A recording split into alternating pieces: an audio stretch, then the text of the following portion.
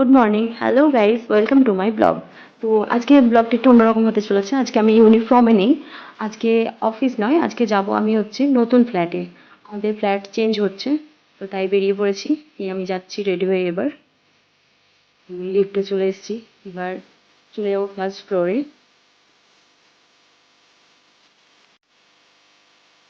আমি চলে এসেছি ম্যাডামের কাছে। তারপর রোজোর সঙ্গে একটু খেলছিলাম। এই যে ও ভীষণ দুষ্টুমি করে, সব নিয়ে টানাটানি করতে থাকে, আমার সঙ্গেও খেলে। তারপর চলে গেলাম রুমে।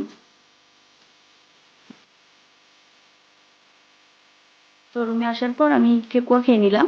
আমার রুমমেট নিয়ে এসেছিল, যেহেতু ও বিহারি, তাই ও আমার জন্য বাড়ি থেকে ঠেকুয়া নিয়ে এসেছিল। তারপর একটু চকলেট খেয়ে নিলাম। আর এই যে আমার জলের বোতলটাও নিয়ে নিয়েছি সঙ্গে।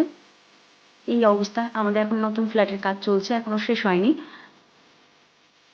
তো নতুন ফ্ল্যাটে বেশ কিছুক্ষণ থাকার পর চলে আসি নিজের রুমে লাঞ্চের জন্য।